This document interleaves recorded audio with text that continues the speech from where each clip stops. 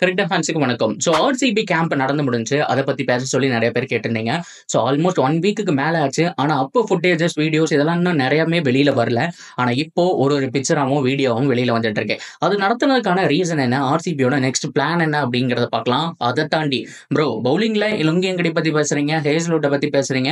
இன்னும் நெறைய பேர பத்தி பேசியிருந்தீங்க. மிக முக்கியமான ஸ்ரீலங்கன் பவுலர வந்துட்டு விட்டுட்டீங்களே, இவரு தான மிக முக்கியம் அப்படின்னு சொல்லிட்டு ஒருத்தர பத்தி பேச சொல்லி அவ்ளோ கமெண்ட் வந்துருந்துச்சு. அவர பத்தியும் பேசுவோம். இந்த வீடியோல முழுக்க முழுக்க ஆர்சிபியோட இன்சைட் என்ன சொல்றாங்க அப்படிங்கிறதையும் பேசுவோம். அதுக்கு முன்னாடி ஃபர்ஸ்ட் டைம் சேனலுக்கு வரீங்கன்னா மறக்காம சப்ஸ்கிரைப் பண்ணி சப்போர்ட் பண்ணுங்க. அப்பதான் அப்டேட் எல்லாமே எங்களுக்கு வந்து சேரும். சரி வாங்க வீடியோக்குள்ள போலாம். அதுக்கு முன்னாடி ரீசெண்டா சாம்பியன்ஸ் ட்ராஃபியோட அப்டேட், இந்தியாவோட ஸ்குவாடு. அது மட்டும் இல்லாம சிஎஸ்கே உடைய ஜேம்ஸ் ஓவர்டன் அவரை பொறுத்த வரைக்கும் வந்துட்டு பயங்கரமா ஆடிட்டு இருக்காரு. அவரை பத்தின சில விஷயங்கள்லாம் போஸ்ட் பண்ணியிருக்கோம். சப்போஸ் மிஸ் பண்ணியிருந்தீங்கன்னா அதை போய் செக் பண்ணி பார்த்துட்டு வாங்க. அதை தொடர்ந்து ரொம்ப ரொம்ப முக்கியமா நம்ம பார்க்க போறது ஆர்சிபியோட கேம்ப் தான். அதாவது கேம்ப் எப்ப நடத்துவாங்கன்னா இந்த ஆக்ஷன்லாம் முடிஞ்சு ஒரு 3 மாசம் கழிச்சு நடத்துவாங்க. சாம்பியன் ட்ராஃபி வேற இருக்கு. மார்ச்ல தான் கேம்ப் வரும். ஆனா ப்ரீ ஓபன் கேம்ப் அப்படிங்கிற மாதிரி ஒன்று நடத்தியிருக்காங்க. அதுல புவி இன்னும் நிறைய பிளேயர்ஸ் எல்லாம் வந்திருக்காங்க. டிகேவோட பிளான் மாஸ்டர் மைண்டா இருக்கு அப்படிங்கிற மாதிரி தான் நான் சொல்லுவேன். ஏன்னா ஆக்ஷனுக்கு முன்னாடியே அவங்களோட ஸ்டாட்டிக்ஸ் எல்லாம் பார்க்கும்போது உண்மையாலுமே வேற லெவல்ல இருந்துச்சுங்க. ஒவ்வொருத்தரையும் பார்த்து பார்த்து சூஸ் பண்ணியிருக்காங்க. அவ்வளோ ஹார்ட் ஒர்க் போட்டிருக்காங்க. லியாம் லிவிங்ஸ்டன்லாம் தட்டி தூக்கி இருக்காங்க. இதெல்லாம் அவங்க ஒரு எபிசோட் பை எபிசோட ரிலீஸ் பண்ணும்போது நம்ம பார்க்கறதுக்கு உண்மையாலுமே சூப்பரா இருந்தது.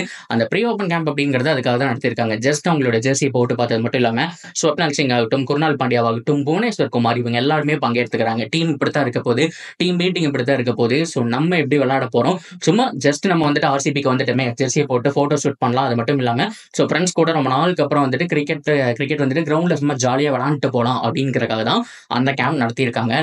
இதுலயே ஒரு அட்மாஸ்பியர் ஃப்ரெண்ட்ஸ் எல்லாருமே செட் ஆயிருப்பாங்கன்னு நினைக்கிறேன். ஸ்வப்னல் சிங் அண்ட் குர்னால் பாண்டியா 2 பேர் ரொம்ப நேரம் இருந்ததை பார்த்தோம். அவங்க 2 பேர் தான் பவுலிங் போட்டிருந்தாங்க. மேபி ஒரு நல்ல காம்போவா இருக்கிறதுக்கான சான்ஸ் இருக்கு. என்ன நடக்க போகுது அப்படிங்கறது பார்க்கலாம். அப்படியே கட் பண்ணோம் அப்படின்னா நுவான் துஷாரா ரொம்ப ரொம்ப முக்கியம். நிறைய பேர் கேட்டிருந்தீங்க. போன வீடியோல நான் ஒரு சின்ன தப்பு பண்ணிட்டேன். எல்லா பவுலர்ஸை பத்தி பேசும்போது லுங்கெங்கடி போனதுக்கு அப்புறம் பவுலர்ஸ் பெருசா இல்ல, ஹேஸ்லுட் மட்டும் தான் இருக்காருன்னு சொன்னப்போ நீங்க இன்னொருத்தரை கவனிக்கல, நுவான் துஷாரா அவரை பத்தி பேசுங்கன்னு சொல்லி அவ்வளோ கமெண்ட் வந்துருந்துச்சு. உண்மையாலுமே சூப்பர் பவுலருங்க.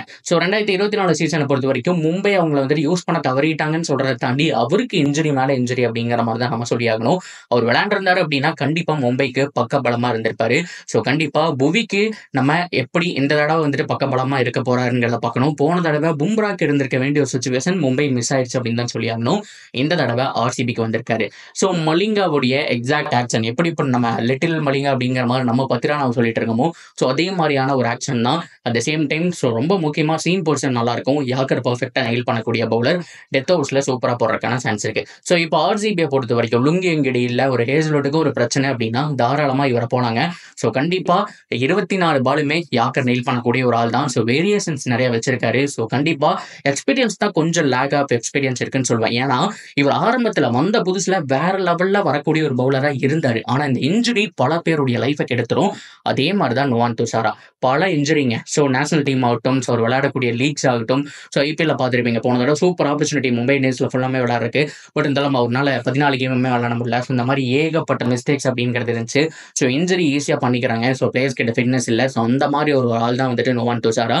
ஃபிட்னஸ் மட்டும் இருந்துச்சு அப்படின்னா பத்திரா நம்ம எந்த அளவுக்கு நம்ம பிரைஸ் பண்ணி பேசிட்டு இருக்கோமோ அதே மாதிரி ஸ்ரீலங்கன் லெஜண்ட் அப்படிங்கிற ஒரு கேட்டகரியில ஃபியூச்சர்ல இன்னுமே சூப்பரா இருக்கக்கூடிய ஆளா வந்திருப்பாரு.